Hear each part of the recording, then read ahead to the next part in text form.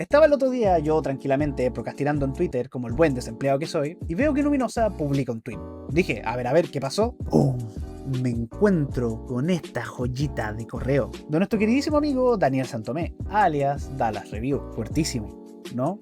Lo que me llevó a escribir un post en Twitter explicando por qué Dallas, desde el punto de vista de la ética formal, sí es un criminal. Y esto también me hizo acordarme de la pregunta filosófica más importante que puede hacerse un ser humano.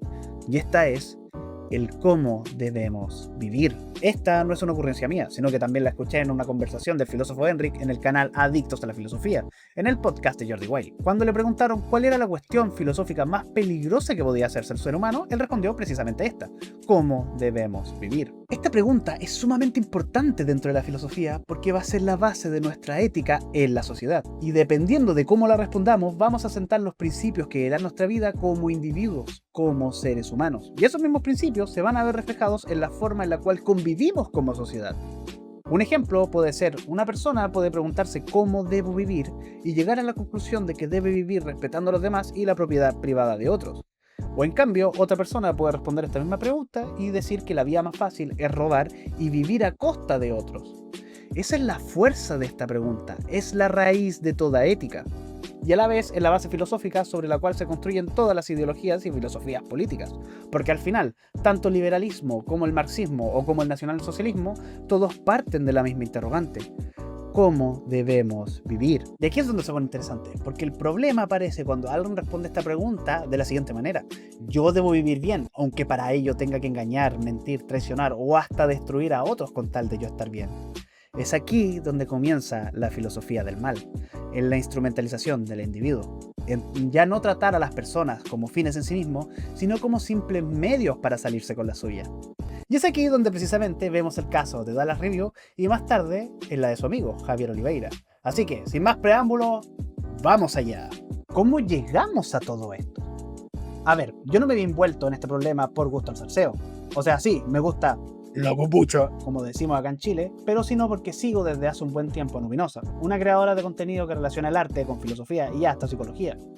El primer video que vi de ella fue uno sobre el arte contemporáneo, y me llamó muchísima la atención porque analizaba el famoso caso de la banana pegada a la pared como si fuese arte, y lo hacía desde una perspectiva filosófica, donde los culpables terminábamos siendo nosotros. Y ahí descubrí que aunque yo no soy un experto en arte, habían puntos en donde sí coincidía con ella y otros en los que no. Por ejemplo, ella defendía que el arte siempre depende de un contexto histórico, o que eso aprendió mientras estudiaba, pero yo en cambio creo que el arte no se reduce al contexto, sino que debe tener una conexión con lo que en filosofía llamamos lo bello y lo sublime, que son sentimientos universales que deben tener todas las obras: la sensación de agrado en lo bello y el asombro en lo sublime.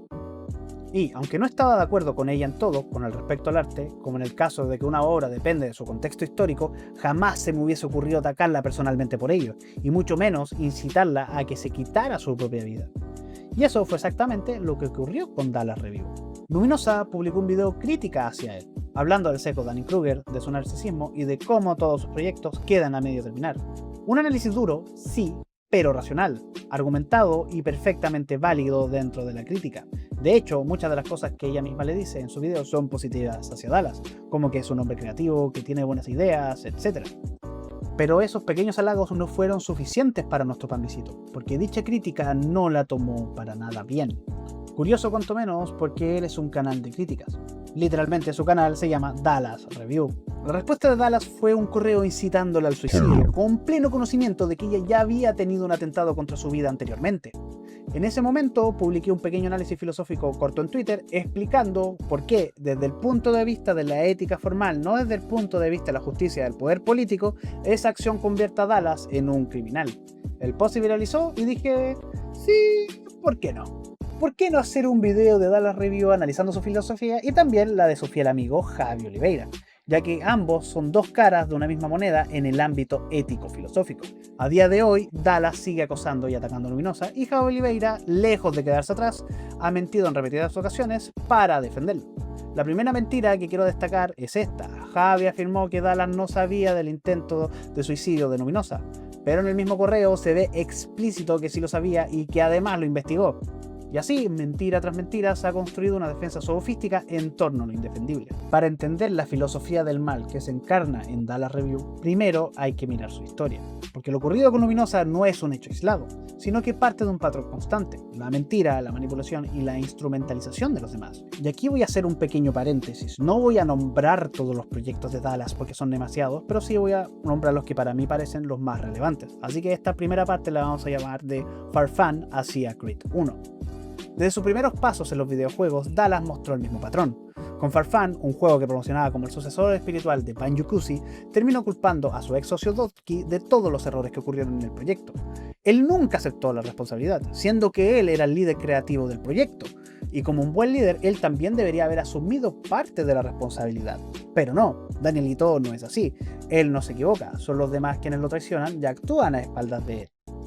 Y es aquí donde él también promocionaría que sacaría Farfán 2, el cual tampoco nunca llegó. Simplemente vimos clips o cosas que él supuestamente estaba desarrollando, pero nada más que eso. Y así es como llegamos a la actualidad, con SIA Creed 1. Se presentó como un genio todoterreno, un juego único desarrollado solo por él que ya no tendría esos problemas que tenía en el pasado, de sus compañeros que supuestamente lo traicionaban o no sabían programar, sino que ahora él creó un juego con jugabilidades increíbles y que solo fue desarrollado en 2 meses. Y en sus propias palabras, cito: tengo la capacidad artística que le falta a los programadores y tengo la capacidad de programación que le falta a los artistas. Y bueno, el 99% de programadores también, seamos honestos, porque son unos malditos vagos. Como también remarcó que es un dios al lado de los demás y que tiene 135 de IQ. Frases que básicamente resumen su narcisismo. Aquí no habían culpables externos, ya que todo fue desarrollado solamente por él, por lo que no habrían errores. Era el paso más grande de su carrera. Pero cuando la comunidad de Steam empezó a criticar su juego por su mal diseño, pésima jugabilidad, aburridísimo y lleno de bugs, plagio de assets y un excesivo uso de inteligencia artificial, su reacción no fue aceptar las críticas ni mejorar su producto, fue denunciar a los propios usuarios por, entre comillas, mentir y llamarles hater o enfermitos. Los vemos en las siguientes capturas. Cualquier reseña negativa era respondida con insultos y amenazas de reportes a las cuentas de Steam. Una lógica total y autoritaria. Básicamente diciendo de que si no estás conmigo, estás en contra mí, eres mi enemigo. O en sus propias palabras, eres un enfermito obsesionado conmigo. Ahora pasemos quizás al ejemplo más emblemático de los proyectos de Dallas, y me refiero a Bitcoin, la criptomoneda que Dallas creó y promocionó como la mejor inversión del siglo. En sus propios tweets, él decía: si no compran ahora, tienen un problema mental durísimo. O compráis o ya volveréis a llorar dentro de un tiempo. Ahora es el mejor momento, o le dan ahora o perderán millones después. Muchos seguidores confiaron y compraron dicha moneda del Pambicito, pero cuando la moneda colapsó, la culpa nunca fue suya. Primero dijo que eran las ballenas malintencionadas, después los haters, luego los gringos y finalmente su propio socio Red. De hecho, tuvo un debate muy chistoso Dallas por Twitter con el dueño de Minecraft, o el creador de Minecraft, mejor dicho.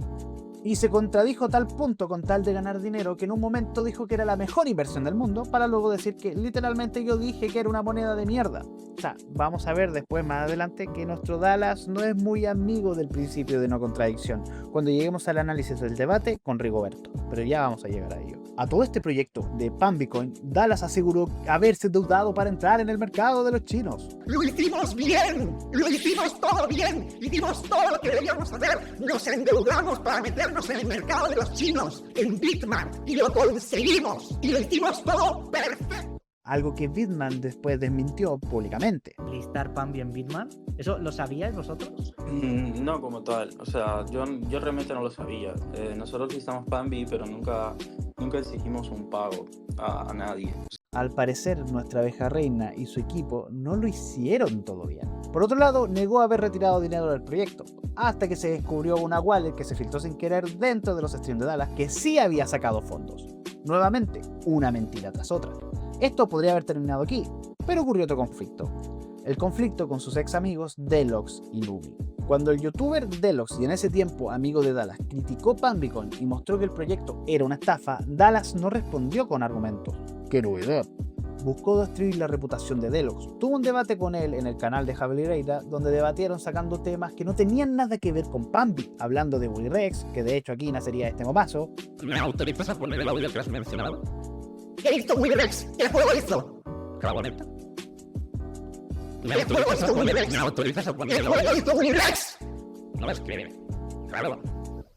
Fran, yo lo que no entiendo es por qué sacamos pruebas y luego no las podemos... ¿Qué juego dijo Willy Rex? ¡Responde a la pregunta! Sacó una colección de juegos en NFT. ¿Qué juego hizo Willy Rex? ¡Responde, Deluxe! ¿Qué juego hizo Willy Rex? Siendo Deluxe un criptoblog que sabía del tema y tenía conocimiento de lo que hablaba, y que además aconsejaba a Dallas no hacer una memecon. Como nuestro rey de los debates no tenía argumentos para defender su criptomoneda, atacó a Willy Rex, que no tenía nada que ver, y luego empezó con ataques personales del pasado de Deluxe y hasta se metió con Nimu, que en ese momento era la pareja de Deluxe, acusándola falsamente de guardar...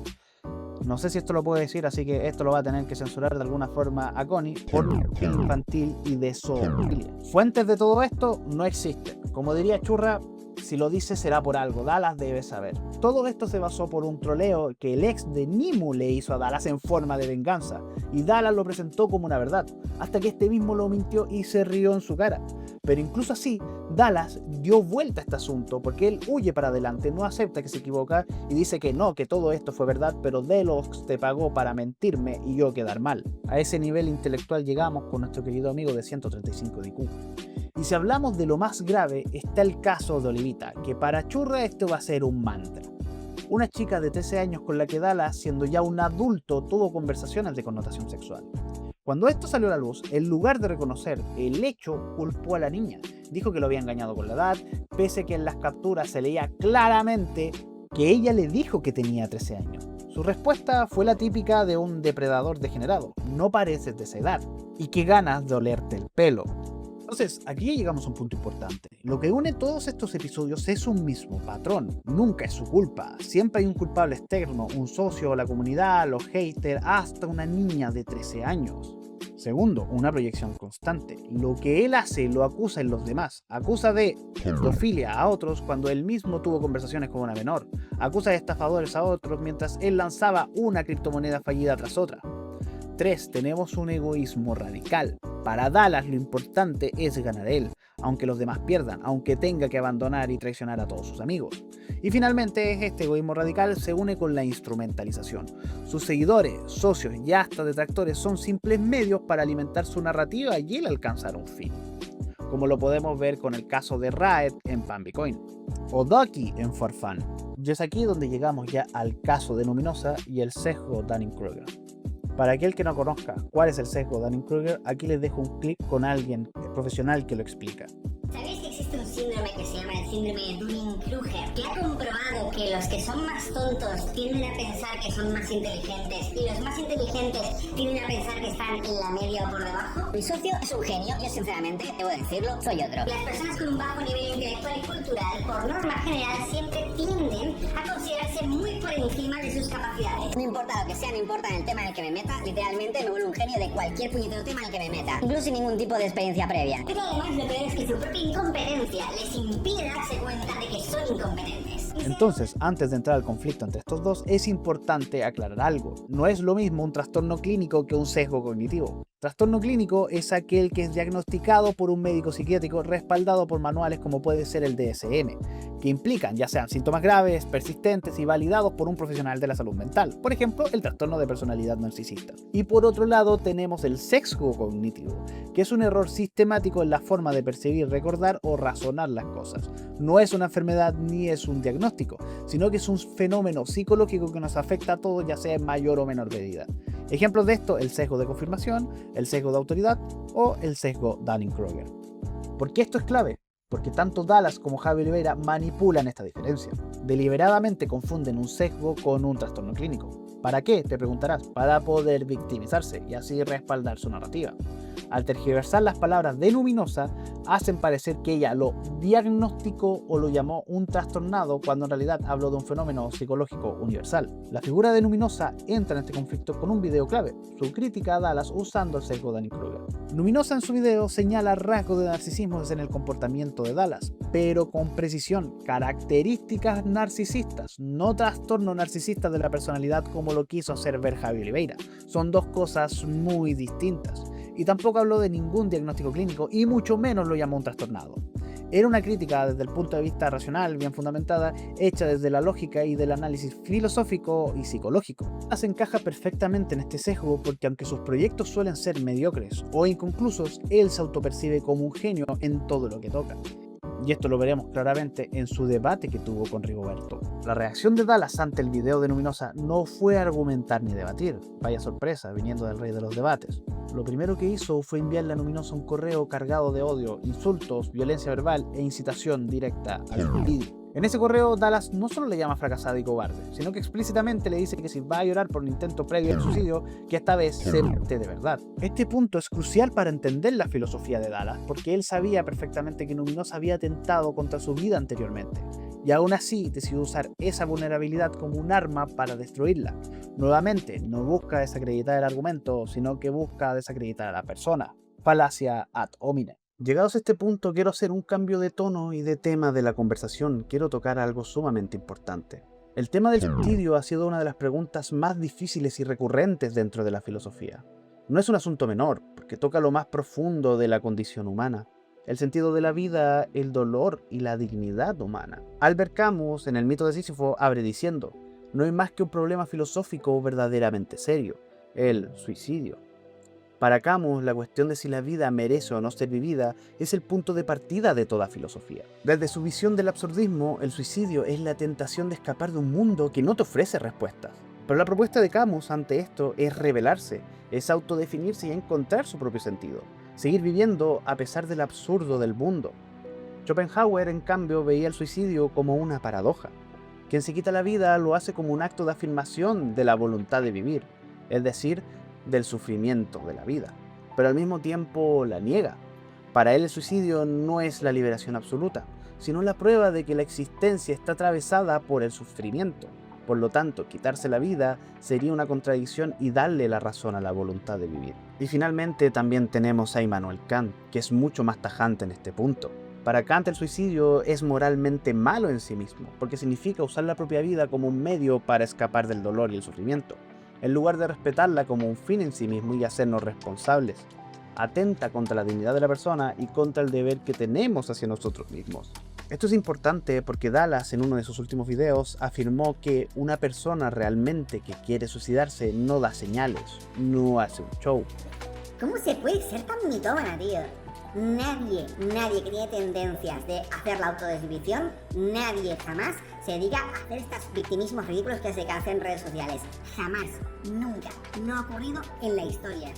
Qué tipa, te lo juro, qué tipa. Esto, además de ser completamente falso, es estúpido.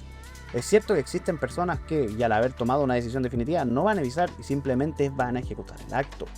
Pero hay otras muchísimas personas que, en medio de una depresión o una crisis, buscan ayudas. Sus publicaciones, sus frases de desesperanza, sus confesiones de quizás estaría mejor muerto, son en realidad un llamado desesperado de auxilio. Entonces con esto ya podemos diferenciar bien. El que ya decidió es muy difícil de detenerlo, porque su convicción ya está cerrada, ya tomó una decisión, no hay nada que yo pueda hacer, se autodeterminó a llevar la acción. El que todavía duda está buscando ayuda, y en muchos casos puede ser salvado si alguien lo escucha, si alguien le tiende una mano. Estas señales, como hace Dallas, no solo es ignorancia, es una negligencia totalmente moral, solo digna de alguien que está dispuesto a hacer el mal. Porque con ese discurso lo que hace es invalidar a quienes están pidiendo auxilio, ridiculiza sus gritos de ayuda y en el fondo empujarlos aún más hacia el abismo. El suicidio ha sido y seguirá siendo un tema central en la filosofía porque plantea la pregunta más importante. ¿Vale la pena vivir? Camus responde revelándose al absurdo. Schopenhauer lo ve como una expresión del sufrimiento y Kant lo condena como un acto contrario a la dignidad humana y a lo bueno. Si me preguntan a mí cuál es mi postura es la de Kant. El suicidio es malo en sí mismo porque instrumentaliza a la persona. Pero nosotros como personas, y esto también lo diría Kant, tenemos el deber moral de ayudar a aquel que lo necesita. No podemos dejar que esas personas caigan en desesperación y se instrumentalicen a sí mismos. Si vemos a alguien que necesita ayuda, tenemos que tenderle la mano. Eso es algo que Kant haría, y yo como persona también. Pero lo que nunca podemos hacer es lo que hace Dallas, trivializar la desesperación de una persona que pide ayuda. Porque si bien no podemos salvar a quien que no quiere ser salvado, como tampoco podemos salvar a quien que quiere cometer un crimen por más que le digamos que está mal, sí podemos salvar a quien aún lucha, a quien aún duda, a quien aún tiene fuerzas para pedir auxilio. Así que si tienen algún amigo o familiar que esté pasando por esto, por favor ayúdenlo. El primer paso es ayudarlo y obviamente que él quiera ser ayudado. Porque como bien dije, no puedes salvar a quien que no quiere cambiar, a quien que no quiere ser salvado. Si quieren aprender sobre este tema y quieren tocarlo mucho más en profundidad, puedo hacer un video exclusivo tocando las distintas posturas filosóficas que tocan el tema de la desvivisión, con mucha más profundidad. Pero ahora tenemos que volver con nuestra abeja reina. Lo que el correo de Dallas revela no es un exabrupto aislado, es la muestra clara de la filosofía de Dallas. Convertir al otro en un objeto, usar la herida más profunda de una persona como medio para humillarla, transformar la crítica racional en violencia personal. Aquí no estamos hablando de un debate caliente ni una pelea de youtuber. Estamos ante un acto deliberado de instrumentalización, donde la vida de la otra persona se usa como un simple recurso para ganar una disputa. Este correo es el corazón de todo el caso, porque muestra cómo Dallas, ante la pregunta de cómo debemos vivir, responde filosóficamente con lo siguiente: yo debo vivir bien, yo estoy en lo alto, aunque tenga que empujar a los demás al abismo, yo saldré de esta. Y esa es la esencia de la filosofía del mal. Tratar a los demás no como fines en sí mismos, sino como simples medios para el propio beneficio. Para Dallas, el fin justifica los medios. Hasta ahora hemos visto el patrón: proyectos fallidos, traiciones, mentiras, ataques personales, instrumentalización de otros y finalmente la incitación al suicidio de una persona inocente. Todo esto no son errores accidentales ni respuestas desesperadas, forman parte de la filosofía del mal intencional. Immanuel Kant plantea que el deber moral exige que tratemos a las personas siempre como fines en sí mismas y nunca como simples medios para nuestros fines. Todo esto se fundamenta en lo que Kant llamaría el imperativo categórico. Kant parte de algo claro: la libertad trascendental. Ser libre no es hacer lo que yo quiera, sino que es el fundamento que poseemos los seres racionales para autoimponernos fines. Podríamos decir que es el fundamento de la voluntad. Negar el principio de que somos fines de nosotros mismos es imposible sin caer en una contradicción, ya que al intentar negarlo te estás autoimponiendo en fin de negarlo. Esto es una contradicción performativa. Por eso el imperativo categórico es ineludible. Todo acto, incluso el negarlo, lo presupone. El imperativo categórico dice pues: obra de tal modo que trates a la humanidad en ti y en los demás siempre como fines y nunca solo como un medio. Es la base de lo que se conoce como la ética formal y de la dignidad humana. Un ejemplo sencillito para que lo entendamos todos: si yo robo, estoy usando al otro como medio para mis fines, negando su dignidad y su propiedad. Si universalizamos el robo, siempre veré el fruto del trabajo de las demás personas como un medio para alcanzar mis fines, instrumentalizando así en última instancia al individuo. Dallas, en cambio, actúa exactamente al revés. A sus socios los usa y descarta cuando ya no les sirven, culpándolos de los errores de los proyectos o crímenes directamente. A su comunidad los manipula como los panvisitos, instrumentalizándolos para que inviertan en sus proyectos, lo defiendan y los sigan ciegamente. Y a sus críticos los degrada, los ridiculiza o incluso los empuja a la autodestrucción, como ocurrió con Luminosa. Bajo la ética formal de Kant, Dallas es un criminal porque viola el principio más básico: reconocer al sujeto como un individuo, como un fin en sí mismo. Luminosa hizo una crítica, analizó el sesgo de Dunning-Kruger y mencionó a Dallas como un ejemplo. Eso molestó, sí, pero ojo, criticar no es usar al otro como un medio, criticar es parte del diálogo racional, ya que la crítica no vulnera la dignidad humana. Si alguien se equivoca, se le rebate, se responde con argumentos. Eso es respetar al otro como un fin en sí mismo, entrar en el diálogo, asumir su racionalidad. La crítica es parte del espacio ético, no su negación.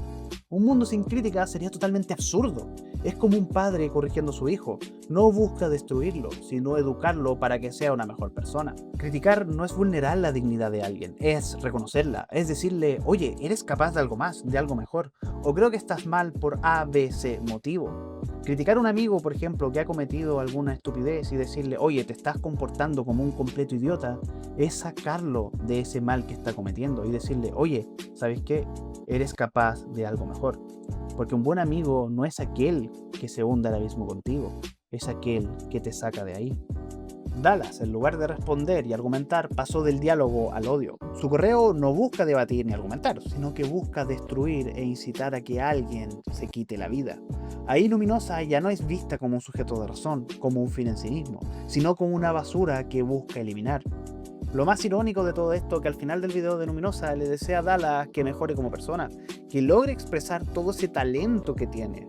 Es decir, la sigue viendo como un fin en sí mismo, como alguien capaz de crecer, aunque a mi parecer no lo merece. Eso es exactamente lo que exige la ética formal. Llegados a este punto, ahora nos queda preguntarnos: ¿cuál es la filosofía exacta de Dallas? ¿Hay algún filósofo que comparta su pensamiento? Y sí lo hay. La filosofía de Dallas es el utilitarismo. Dallas sigue una ética utilitarista. Para él el fin justifica los medios, pero no es un utilitarismo clásico como puede ser el de John Stuart Mill, que buscaba maximizar la felicidad máxima de la mayoría, o el utilitarismo negativo de Karl Popper, que al contrario de Mill buscaba minimizar el sufrimiento en la sociedad. Dallas no entra en ninguno de esos. Él practica un utilitarismo que podríamos llamar egoísta, donde el único fin que importa es su propio bienestar. Aunque no me malentiendan, todo utilitarismo es necesariamente malo, ya que siempre se va a instrumentalizar al individuo acorde al fin que se busca en la sociedad. En el caso de Dallas es ese fin individual. Si para estar bien Dallas necesita traicionar a un amigo, lo va a hacer. Si debe mentirle a su comunidad para salvarse a sí mismo, lo va a hacer. Si debe destruir a alguien o la vida de alguien para salvarse a sí mismo, lo va a hacer. Su lema no es la mayor felicidad para el mayor número de personas, sino lo mejor para mí, cueste lo que cueste. Y esto nos revela una verdad sectaria, porque él ante su comunidad se presenta como la verdad absoluta. Los que lo siguen son los pambisitos, convertidos en una comunidad cerrada donde se repite su discurso. Y todo aquel que critique a Dallas es automáticamente tildado de un hater, un enemigo de la comunidad, alguien que debe ser destruido. En ese sentido, Dallas no solo instrumentaliza a los individuos, crea una estructura sectaria que le da legitimidad a su poder. No hay un debate de ideas, no hay un contraste de argumentos, solo existe él y la narrativa que le sirve. Entonces nos nace la pregunta, ¿existe algún filósofo que avale las ideas de Dallas? Y prácticamente sí, y ese es Maquiavelo y su célebre obra El Príncipe. El fin justifica los medios. Dallas actúa bajo esta máxima constantemente. No le importa mentir, traicionar, manipular o humillar con tal de obtener lo que quiere. Para Maquiavelo, en El Príncipe, debía mantener el poder a toda costa. Para Dallas, su poder es el control sobre su imagen y su comunidad de pambisitos. Tal y como escribe Maquiavelo, dice: en las acciones de los hombres, y particularmente de los príncipes, donde no hay apelación posible, se atiende a los resultados. Trate pues un príncipe de vencer y conservar el Estado, que los medios siempre le serán honorables y loados por todos, porque el vulgo se deja engañar por las apariencias y por el éxito.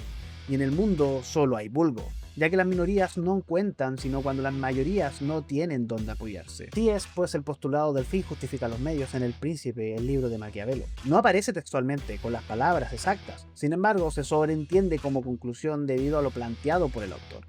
Dallas parece haber convertido esta frase en su regla de vida, y también esta otra que también decía Maquiavelo: es mejor ser temido que amado. Maquiavelo aconsejaba que si no se puede ser ambas cosas, es más seguro ser temido que amado, y Dallas aplica exactamente esto. Muchos no lo critican públicamente porque saben que si lo hacen, Dallas te va a responder con 5000 videos y no te va a soltar la mano. Es más, va a buscar todo lo posible para destruirte y destruir tu reputación. Ese miedo que suele tenerle la gente refuerza su poder. La lealtad fanática de su comunidad se sostiene en parte por este temor de convertirse también en un hater, alguien más en su lista negra. Pero lo irónico de todo esto, que incluso si Dallas Review te hace una crítica, puede que ocurra totalmente lo contrario, que te hagas famoso y conocido por la comunidad. Ojalá me pase. Con esto ya terminamos el análisis de la filosofía de Dallas. Él es un príncipe digital de corte maquiavélico. El objetivo siempre de Dallas va a ser mantener el poder y su imagen. No importa si los medios son retorcidos, mientras el resultado sea conservar la corona de príncipe ante sus seguidores, todo está permitido. Entonces, si esta es la filosofía de Dallas, ¿dónde entra su fiel amigo Javi Oliveira en todo esto? Lo vamos a ver a continuación. El justiciero digital que odiaba a Dallas Review. Javi no arranca como un aliado, sino todo lo contrario. Este se presentó años como un acusador feroz de Dallas. En directos y videos lo insultaba con saña, celebraba que le partieran la cara y llegó a soltar líneas como que se alegraría si un día apareciera tirado en una cuneta. Pero lo voy a decir sin pelos en la lengua, Dallas. Si algún día yo viera en las noticias que se han encontrado tu cuerpo tirado en una puta cuneta, yo me alegraría, te lo juro. Todo este haterismo, entre comillas, inicial venía acompañado de una cercanía con Miare, la ex de Dallas, y todo su entorno, ya sea con entrevistas, apoyo y una narrativa donde Javi Oliveira decía: yo estoy del lado correcto. Todo esto por su cercanía con Miare, donde Javi prácticamente atacaba a diario a Dallas Review por todas sus malas acciones, pero un día todo esto comienza a cambiar. Javi comienza a bajar el tono, empieza a darle la razón en algunas cosas y a contradecir posturas que este antes defendía, como por ejemplo lo relacionado con el perro Argos. Y por último, cosa que no voy a hablar mucho porque ya le dediqué un vídeo atrás, el tema del perro, ¿vale? Que ahora se te ha metido a toda costa en los cojones recuperar a tu perro. Yo confío en la justicia de que el perro no lo vas a recuperar, confío en la justicia. Y esto es después de la denuncia. Resulta ser que Marlos no es Argos, es un hermano gemelo de Argos. En paralelo se produce una denuncia de Dallas a Javi, y según él mismo cuenta, una conciliación, donde Javi Oliveira tuvo que pagar las costas y pedir perdón público. Y este es el punto de inflexión para nuestro coprotagonista, porque todo queda cristalizado en un video titulado Me equivoqué con Dallas. Javi borra contenidos, dice que todo lo malo se iba desmintiendo y asegura que con Dallas no serán amigos. Spoiler, si lo fueron. Entonces, ¿por qué Javi Oliveira comenzó a tener un cambio tan abrupto desde la noche a la mañana? Todo comienza a pasar por lo mismo que siempre. Por una mujer. Defender a las mujeres me hacen mucho daño. Paradójicamente, al parecer, nuestro coprotagonista estaba enamorado de Miare, o estaban teniendo algún tipo de cachondeo. Y todo esto se quebraría cuando Miare comenzaría una relación con el rival declarado de Dallas. Me refiero a Wismichu, o también conocido como el Wismiku. Aquí es donde podríamos usar la frase el enemigo de mi enemigo es mi amigo. Con esto, la relación de Dallas y Javi pasó a tener una intimidad diaria. Dallas llega a decir en el podcast de Delos que Javi era su mejor amigo, que hablaban horas cada día. Él, durante una buena temporada, yo lo consideré mi mejor amigo. Sin exagerar lo más mínimo. Hablamos todos los días, muchas horas al día. Exagerado igual, cada día hablamos 5 horas. Es donde el manga se da vuelta y comenzaría una bella amistad, donde siempre nuestro querido amigo Javi Oliveira estaría blanqueando sistemáticamente a Dallas. Minimiza sus arrebatos violentos, diciendo como que este muchacho ha sufrido mucho. Pero si tú pasases por lo que ha pasado ese chaval, pues tú a lo mejor estarías mucho más desequilibrado de lo que lo está él.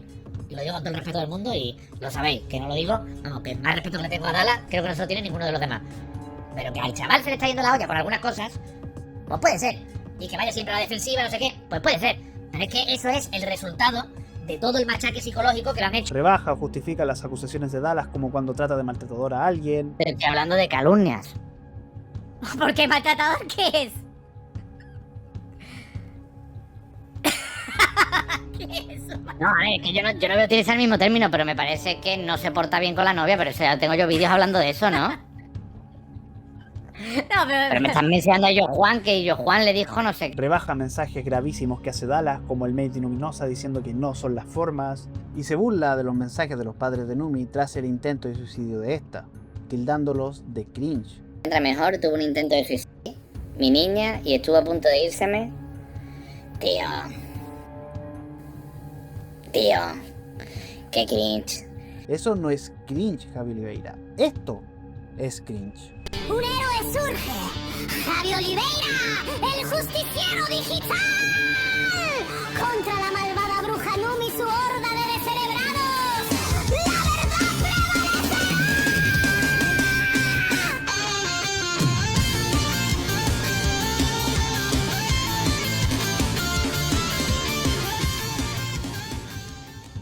Es aquí donde ocurre lo más interesante con el amigo más leal de Dallas.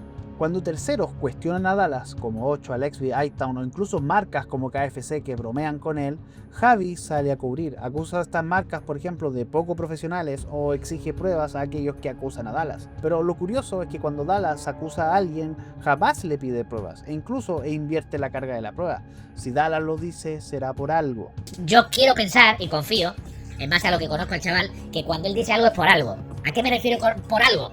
Pues cuando me refiero a por algo, me refiero a que habrá visto algo. A lo mejor ha escuchado un audio de una conversación de WhatsApp, a lo mejor ha visto conversaciones de WhatsApp, a lo mejor ha visto vídeos de una pelea de él con alguien. Y esto no es lo único del amigo fiel de Dallas, sino que también se ha visto envuelto en los siguientes temas. Por ejemplo, en Bambicoin. Primero dice que no sabe de criptomonedas ni invierte, pero de la nada no contaba con la astucia de los criptobros sedosos como pueden ser criptobrujo, que le rastrearon su wallet y detectaron ganancias de $1.500. Y lo pillado, esta es su wallet, ¿vale? El propio Javi, en el directo del día 23 de mayo, filtró su propia wallet. De esta manera, los criptobros sidosos que tenemos tiempo, revisando un poco los directos, podemos darnos cuenta de que tú mismo has filtrado tu wallet. Y chequeando tu wallet, podemos ver pues que efectivamente has vendido $10.500 y has vendido antes del Doom que hizo el equipo. En un momento Javi niega haber ganado algo en esta criptoestafa, diciendo que no, $10.000 no, para luego decir $10.500 sí.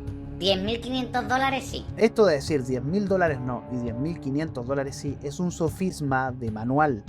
Tiene también un doble rasero constante. Todos son inocentes hasta que se demuestre lo contrario, salvo cuando a él le conviene. Por ejemplo, que Archivado no es inocente, como puede ser el caso de la Selene. Condena a meterse con la familia, salvo cuando Dallas llama hijo no deseado al hijo de su ex socio. Ahí no es para tanto, es una moral selectiva. Y en el caso Luminosa juega con sofismas de manual, intentando justificar que Luminosa no tuvo el intento de suicidio diciendo que ingresado no es lo mismo que hospitalizado, con tal así de desacreditar a la persona y desviar la atención del tema principal en ese momento, del correo que Dallas le envió a Luminosa. Y de nuevo aquí podemos ver su moral selectiva, porque aquellos que dudaban de la enfermedad de Frank Cuesta o dudaban del problema que tuvo Lizzie para cancelar el debate que iba a tener Dallas con Ricky Edit estaba totalmente mal. Pero cuando él duda de la enfermedad y el problema que estaba teniendo de depresión Luminosa, está en todo su derecho a dudar. Para él solo está permitido dudar cuando le conviene. Javi Oliveira pasó de acusador a cómplice, donde antes veía un monstruo, ahora ve un pobre mártir que ha sufrido mucho. Donde antes pedía responsabilidad, ahora lo normaliza y lo justifica. Este recorrido deja listo el análisis filosófico para nuestro querido amigo, y esta es la banalidad del mal, término acuñado por la filósofa Hannah Arendt. Una cosa es aquel que da el golpe y otra quien lo vuelve normal. Si Dallas encarna el mal intencionado, Javi encarna aquel que lo normaliza ante miles de espectadores. En 1961, Hannah Arendt viaja a Jerusalén para cubrir el juicio de Adolf Eichmann, uno de los principales organizadores de la solución final nazi. Ella esperaba encontrarse con un monstruo, un hombre cruel, un demonio sediento de sangre. Pero en la sala del tribunal encontró con otra cosa, una persona bastante normal, un burócrata gris y mediocre que hablaba con clichés y frases vacías, y justificaba sus crímenes diciendo «yo solo seguía órdenes». Fue entonces cuando Arendt acuñó su célebre concepto, la banalidad del mal. El mal puede ser extremo, pero no necesariamente profundo. Puede ser llevado a cabo por personas que simplemente se niegan a pensar. Entonces, ¿qué significa la banalidad del mal? El mal no siempre nace de la monstruosidad consciente, a veces simplemente nace de la rutina, de una obediencia ciega y de falta de pensamiento crítico. Eichmann no era un demonio, era un funcionario público que nunca se detuvo a cuestionar lo que hacía y simplemente lo aceptaba porque sí, legitimando así el mal que estaba en esa época. Lo otro sería la trivialización, cuando actos gravísimos se reducen a cosas como simplemente no, esto pasa, solo hacía mi trabajo, no es para tanto, es que lo que él ha sufrido churra. El mal deja de escandalizar y se normaliza. ¿Cuál sería el antídoto para esto? Arendt diría que la única forma para solucionar aquello es la capacidad de detenerse y reflexionar y preguntarse, ¿esto que está pasando está bien o está mal? Y eso es lo que distingue a quien evitan convertirse en cómplice del mal. Y lo más grave de todo esto no es que Eichmann obedeciera órdenes, sino que nunca se preguntaba si debía obedecerlas y estaba haciendo lo correcto, lo que terminaría ocasionando la muerte de millones de personas inocentes. Entonces, ¿cuál es la diferencia sustancial entre Dallas Review y Javi Oliveira? Dallas representa el mal intencional. Él actúa con voluntad destructiva. Ataca, instrumentaliza, busca destruir a Luminosa o a cualquiera que lo contradiga. En los términos de Nuremberg sería aquel que ordena y ejecuta el mal deliberadamente. Javi Oliveira, en cambio, sería como ese funcionario burócrata. Encarna la banalidad del mal. Él no escribe el correo que incita al suicidio de Luminosa, pero lo minimiza. No insulta directamente con la violencia de Dallas, pero se burla de las consecuencias. No organiza el ataque, pero lo normaliza para su audiencia. Javi Oliveira no es tonto, es simplemente malvado. Ejemplos concretos de esto último. El correo de Dallas a Luminosa, Javi lo llama barbaridad, pero acto seguido lo rebaja y desvía la atención hacia ella, verificando si realmente ella tuvo un suicidio o no. Los mensajes de los padres de Luminosa, Javi los tilda de cringe. Dallas llama a hijo no deseado al hijo de su ex socio, pero Javi responde de que no es para tanto. Este último detalle es interesante porque Javi Oliveira siempre dice que está mal meterse con la familia, pero cuando Dallas lo hace, como pasó con el caso de su ex socio, no es para tanto, donde nuevamente terminaría normalizando los actos de Dallas. Entonces, en cada caso, Javi no niega los hechos, simplemente los banaliza. Y eso es exactamente lo que Arendt vio en Eichmann, la capacidad de convertir lo atroz en rutina, Lo grave en un pequeño detalle, se le escapó a nuestro Dallasito. La lección de Hannah Arendt es clara, el mal no necesita siempre monstruos evidentes como es el caso de Dallas, a veces basta con gente que simplemente renuncia a pensar y convierte la atrocidad en algo normal. Y antes de cerrar este video quiero responder una pregunta, ¿Dallas es realmente mediocre? Y yo creo que eso lo podemos ver muy claro en el debate que tuvo con Rigoberto. ¿Qué falacias consideras que Rigoberto ha utilizado? Honestamente, todo el rato. No te hace decir la frase de memoria exactamente. Sé perfectamente que no hay un círculo cuadrado. Ya, evidentemente no hay un círculo cuadrado, pero lo que hace es relacionar A igual a B igual a C y por lo tanto A igual a C. Y no funciona. Lo que puedo encontrar es una falacia de petición de principio porque por definición no es material. Y ahora, en cristiano, por favor. Estudia, básicamente. Así que vamos con un poco de contexto. Yo a Rigoberto Hidalgo no lo conocía de nada. De hecho, lo llegué a conocer ahora por el tema del debate de Dallas, cuando se anunció su debate. De hecho, yo tenía todo un esquema estructurado dentro de mi guión y lo tuve que cambiar, donde hacía mis predicciones de cómo iba a terminar el debate. Y realmente terminó como predije. De hecho, les voy a poner una foto aquí de cómo tenía estructurado el guión.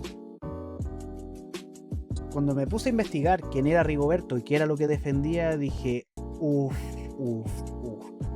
Aquí a Dallas se lo van a papear de la peor forma posible. Porque Rigoberto es un filósofo que sobre todo defiende la filosofía de la ciencia y es de corte aristotélico-tomista. Yo pude sacar toda esa información simplemente hojeando su libro que se llamaba El circo del ateísmo, donde utiliza el principio de razón suficiente de Leibniz y defiende la causalidad como un fundamento. Y en general maneja una tradición filosófica bastante sólida. Pero ¿qué pasaba por el otro lado? ¿Qué pasaba con nuestro protagonista Dallas Review? Y aquí es donde se venía lo feo, porque yo me puse a investigar. Dallas nunca ha estudiado filosofía, de hecho él decía que no sirve para nada. Literal que es solo incoherencia, pero es que además la filosofía no son más que opiniones de gente que murió hace millones de años y son opiniones de gente medieval. A mí me importa lo que diga un monje medieval, es que me la suda por completo los huevos. Eso no es prueba de absolutamente nada, son las opiniones de un random que vivió hace varios siglos. Es que de verdad es algo tan estúpido. A mí la filosofía siempre me ha dado muchísimo asco, me ha parecido lo más innecesario de absolutamente todo. Son mamadas mentales de gente que se murió hace siglos y que tenían un concepto de del mundo, que bueno, para su época estaba bien, que es una de las definiciones de la epistemología, y luego ya está, ¿qué me importa ya a estas alturas? Cualquiera que supiese o tuviese un curso de epistemología básica y viera los videos de refutando la existencia de Dios, vería todos los problemas que Dallas tenía. Confunde lo que es un axioma, utiliza falacias lógicas como argumentos, no entiende los problemas más básicos de la filosofía para abordar dicha problemática, ni la diferencia entre empirismo y trascendentalidad. Ni siquiera sabe la diferencia entre doxa y episteme y eso te lo pasan con Platón. Así que, iba a estar terrible. Y mientras que Rigoberto, por otro lado, tenía un sistema ordenado. Dallas siempre se ha limitado a decir eslogans del cientificismo y ataques personales, así que ya de entrada el terreno está bastante desnivelado. Como todos los debates que ha tenido Dallas Review, no es de sorprenderse que haya tenido un cambio a última hora. Y ese cambio fue la temática del debate. Estaba anunciado como un debate sobre la existencia de Dios, pero terminó siendo sobre el aborto. Dallas dijo que él no quería tocar el tema supuestamente por motivos personales, y luego salió con la excusa de que no quería dañar las creencias de Rigoberto. A esta altura del partido no sé quién pueda creerle esa excusa a Dallas Review. El único que podría creerle es Javi Oliveira. Y siendo serios, aquí al único que dañaron fue a Dallas, lo destrozaron durante todo el debate. Vamos con la primera postura, la de Rigoberto. Él, fiel a su tradición aristotélica tomista, entra con una postura clara, ordenada y fundamentada. Definió el embrión desde la concepción, desde el cigoto, como una sustancia individual con dignidad intrínseca. No se queda en opiniones superficiales, construyó todo un marco epistemológico y metafísico sólido con principios claros como el principio de no contradicción. Si se va a debatir sobre el aborto, se va a debatir sobre lo ético. Por lo tanto, el principio de no contradicción es clave. El aborto no puede ser bueno y malo a la vez. Uno solamente es lo correcto. La ética en este caso, o sea, la ética en realidad siempre es prescriptiva y no descriptiva. Nos dice cómo debemos actuar en el mundo y no simplemente cómo ocurren las cosas en el mundo. esto, aunque la pregunta pueda parecer muy simple, en realidad es profundamente filosófica, porque vamos a tener que responder a preguntas como ¿qué es el ser? ¿Qué es el ser humano? ¿Existe el alma? Si existe el alma, ¿es correcto terminar con ella? ¿Qué es lo bueno? ¿Qué es lo malo? Todas estas son preguntas fundamentales dentro de la filosofía, dentro de la ética y dentro de la metafísica. Y para aquellos que no sepan qué es la metafísica no es un término New Age. En filosofía, la metafísica es el estudio del ser en cuanto al ser, de las causas y de los fundamentos últimos, podríamos decir, de la realidad. Sin esta base, no puedo ni siquiera empezar a discutir seriamente un problema ético tan importante como el aborto. La metafísica no es algo rimbombante, es algo necesario que se tiene que tomar en cuenta a la hora de debatir estos temas. ¿Y qué pasó con Dallas, nuestra querida abeja reina? Aquí es donde se nota el contraste brutal. Mientras Rigoberto armó todo un sistema coherente, epistemológico, ontológico, etc., Dallas ni siquiera sabe lo que es la metafísica, ni siquiera sabe lo que es el yo, el ser, ni cuáles son los fundamentos de su propia postura, es decir, del método científico. Su tesis fue un completo despropósito. En vez de definir, argumentar y fundamentar, se limitó a lanzar frases sacadas de Wikipedia y razonamientos superficiales. Y lo más irónico es que él mismo partió admitiendo que el aborto es malo, sin preguntarnos antes por qué es malo. O sea, parte ya desde un dogma, diciendo que es malo porque sí y ya. No da razones filosóficas, epistémicas, ontológicas o metafísicas de por qué esto sería malo. En lugar de eso, se refugió en argumentos utilitaristas y consecuencialistas de lo más pobres posibles. Por ejemplo, dijo que muchas personas no quieren tener hijos porque los hijos son una carga económica y que al no tenerlos tienen más dinero en la cartera. ¡Bravo, Dallas! ¡Gracias! ¡Gracias, Capitán Obvio! Jamás se me habría ocurrido eso. Con ese razonamiento brillante de nuestro protagonista puedo llegar a los siguientes absurdos, como decir, ¿sabéis qué? No comas durante una semana porque eso te va a ayudar a tener un bienestar económico. Vas a poder ahorrar mucho dinero. Desde aquí comienza la humillación. Dallas no tiene idea de lo que está hablando. De hecho, ni siquiera entiende el método científico que él tanto ama defender. La ciencia necesita presuponer un montón de cosas para hacer el quehacer científico, como por ejemplo que existe una realidad externa a nosotros, que el ser racional es libre para poder hacer juicios sobre la realidad, necesita presuponer los principios de la lógica para poder operar y los principios de la matemática. La matemática es una ciencia formal, no empírica. Además, Rigoberto le hizo intentar ver a Dallas que el cientificismo que defendía él es totalmente erróneo. Y aquí me quiero detener un poco, porque Rigoberto siento que explicó esta parte Como el reverendo Pico. La postura del cientificismo afirma que solo lo que puede ser demostrado científicamente es verdadero. Entonces, teniendo esta premisa, el cientificismo o es autocontradictorio o bien trivial. Tomemos el primer caso. El cientificismo, entonces, es autocontradictorio, ya que si yo digo que la ciencia es el único método para alcanzar verdades, es una proposición que no puede ser establecida, demostrada ni conocida por el método científico.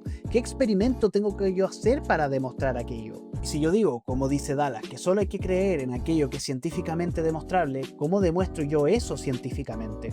Entonces es aquí donde está el dilema, porque si el cientificismo es verdadero, por lo tanto, se sigue que es falso. ¿Por qué? Porque no hay un modo de demostrar científicamente que la ciencia es el único método para alcanzar verdades. Y aquí está lo otro que intentaba fundamentar Rigoberto. El hecho de que ni siquiera la ciencia puede establecer por sí misma que es una fuente de conocimiento fiable, porque sería una argumentación circular. Estaríamos diciendo que la ciencia es una forma de conocimiento fiable. ¿Por qué? Porque lo dice la ciencia. ¿Y por qué hay que fiarse de lo que dice la ciencia? Porque es una fuente de conocimiento fiable. Creo que se entiende dónde está la circularidad, y eso fue lo que Rigoberto no pudo explicarle bien a Dallas. Y es aquí donde se destaca la mediocridad de Dallas, porque cualquiera que realmente haya estudiado filosofía en serio se habría dado cuenta del error importante en la exposición de Rigoberto, ya que nuestro villano entró con lo siguiente. Él mismo dijo que entra con una fuerza blindada con un marco ontológico aristotélico tomista, una ética formal kantiana y una dialéctica identitaria de inspiración hegeliana. Y todo suena muy sólido, muy contundente, de alguien que podríamos decir que sabe, pero es aquí donde está el problema. Si Dallas hubiese sabido algo de filosofía, sabría que no pueden mezclar estas tres cosas epistemológicamente, porque son totalmente distintas. Aristóteles, por ejemplo, es empirista. Aristóteles construye todo desde la observación del mundo, desde lo empírico. Para él la causalidad se descubre en la naturaleza, la causa material, la causa formal, la causa eficiente y la causa final. Su ética también parte desde ese marco, observa el telos y la finalidad inscrita en cada ser. Después tenemos el idealismo trascendental de Kant, y esto es muy importante porque da un giro radical respecto a Aristóteles. Para Kant, la causalidad no está en el objeto, no está en el mundo de los fenómenos, no es algo que yo observe y diga, oh mira, ya va caminando 1 kilo de causalidad, sino que está dentro del sujeto, es una categoría del entendimiento de los seres racionales, ya que sin ella no podríamos tener experiencia coherente porque no podríamos conectar los fenómenos entre sí. Y esto es la clave, la causalidad no es algo que se saque del mundo, es algo que se pone en el mundo por parte del sujeto. Ahora bien, ¿dónde estaría el error de Rigoberto? Que él aplica esa causalidad más allá de los fenómenos, hacia la metafísica, es decir, usa la causalidad para intentar explicar a Dios, el alma y un ser necesario. Aquí Kant es clarísimo, ese salto lógico es ilegítimo. De hecho, él lo toca en su libro La crítica de la razón pura, en la dialéctica trascendental, cuando Kant analiza las antinomias de la razón, y llega justo a este punto.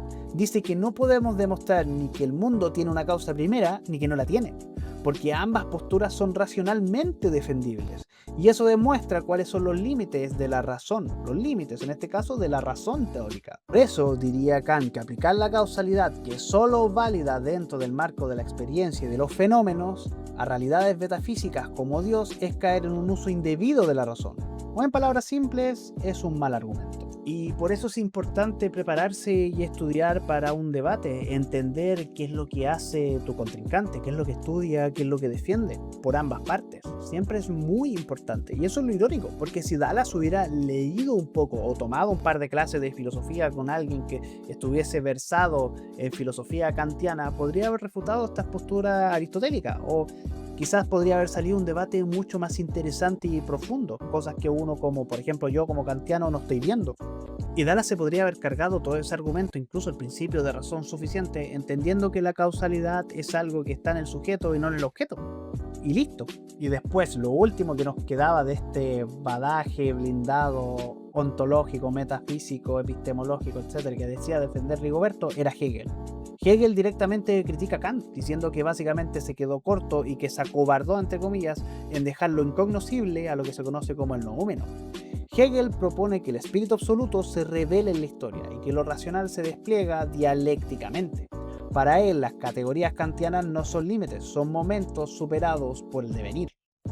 Por eso, tratar de mezclar a Aristóteles, a Kant y a Hegel en una misma línea argumentativa epistemológica no es correcto, porque aunque puedan llegar a conclusiones similares, como por ejemplo que el embrión debe ser respetado y es un ser humano, sus caminos son irreconciliables. Tarde o temprano, las diferencias epistemológicas de las tres llevarán a conclusiones contradictorias entre sí y opuestas.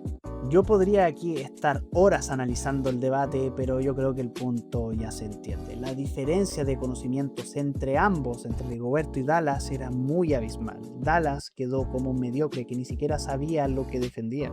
De hecho, fue tan así que llegó un punto que Dallas se puso a dibujar y hasta el mismo moderador se rió. O sea, yo cuando vi eso dije, no, weón. Qué vergüenza, weón. Llegué hasta a sentir lástima por Dallas. De todas las papeadas que ha tenido Dallas, yo creo que esta es por lejos la peor de todas. Nunca lo había visto tan humillado y sin saber qué responder frente a los ojos de todo el mundo. Fue terrible. De hecho, aquí yo creo que Negro Gamer va a tener que actualizar su tope de papeadas a Dallas en su próximo video. Pero bueno, llegados a este punto, vamos a la conclusión del video y a intentar responder la pregunta principal, el cómo debemos vivir. Al final, lo importante de todo este análisis no es Dallas ni Javi Oliveira en sí mismos, sino lo que representan.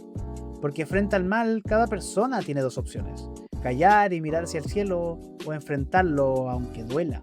Nominosa eligió lo segundo. Eligió no callar, eligió enfrentarse a Dallas a pesar de todo el coste personal y mediático que le ha significado. Y eso, aunque parezca simple, es una de las decisiones más valientes que se pueden tomar.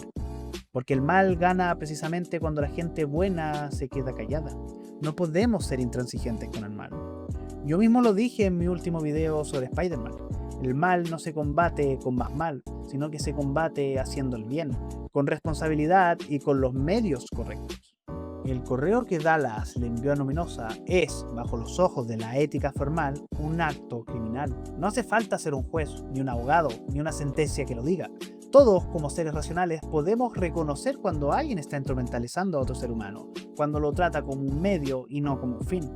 Y este es el problema del positivismo jurídico moderno, que es lo que vivimos actualmente hoy en día, inspirado en Kelsen.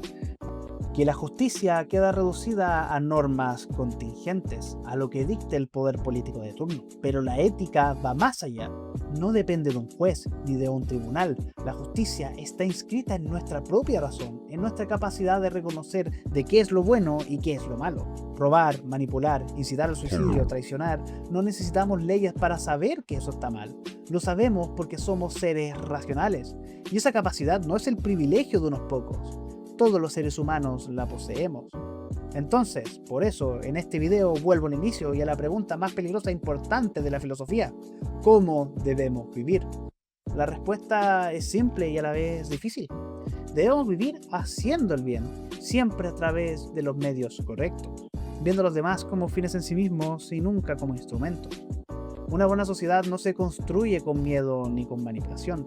Una buena sociedad nace cuando alguien trabaja honestamente para llevar el pan a su mesa, cuando alguien ayuda a otros sin esperar nada a cambio, cuando el bien se hace por sí mismo y no a costa de los demás.